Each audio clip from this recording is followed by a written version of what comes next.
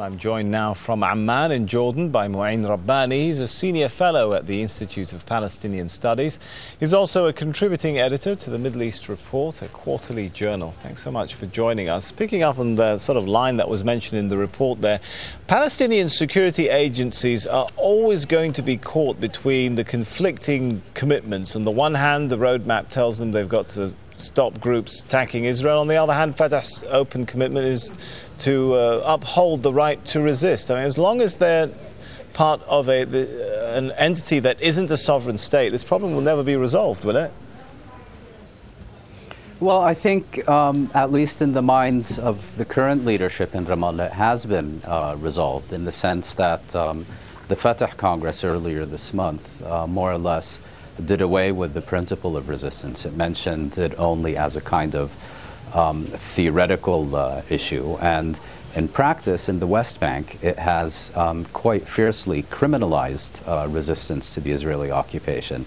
So while I agree with you that if you're going to have a Palestinian Authority under continuing Israeli occupation, there's always going to be a contradiction between the commitments of the agreements with Israel and the right to resist occupation. I think in the current circumstances in the West Bank, that issue has been resolved to the detriment of resistance and to the benefit of Israel.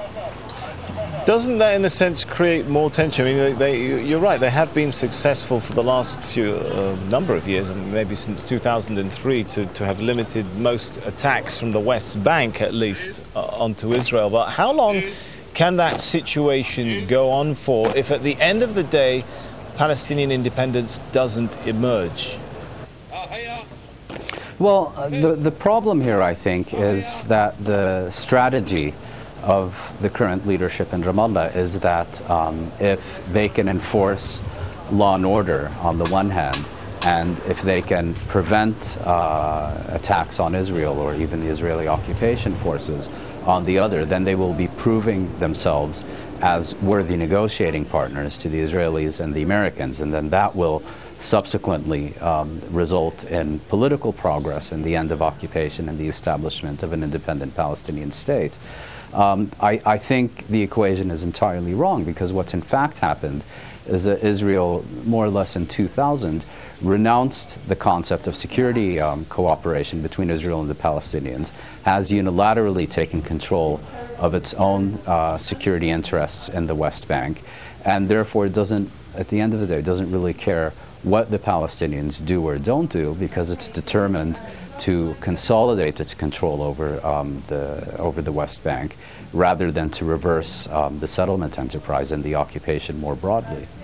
Let's talk a little bit about security agency reform, if we could, Mouin. The security agencies were set up in the days of Yasser Arafat under the Palestinian Authority. He deliberately created, his critics would say, a multiplicity of security agencies competing with each other, so no one security strongman could ever emerge to challenge him.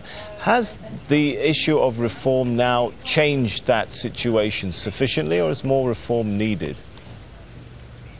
It's streamlined it, but not eliminated it. And I also don't think that that's the key issue of reform. It's only one of many important aspects. I think the primary issue is the one that you asked me about earlier, which is that the overarching reality and challenge to the Palestinians is Israeli occupation and how to end it. And I think the idea that you can somehow have the existence of what's being presented almost as a normal state with the continuation of this occupation is ultimately a contradiction in terms that's going to lead to crisis.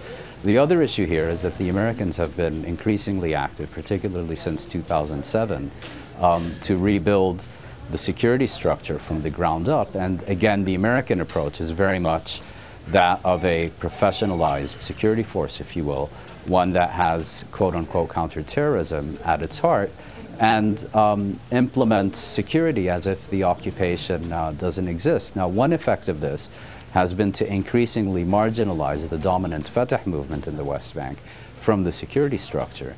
And this has also been creating all kinds of bad blood between the Fatah movement on the one hand, and on the other, the Americans and the Fayyad government. All right, plenty of tensions there to be resolved as usual. Mouin Rabbani, Middle East analyst, thanks for joining us.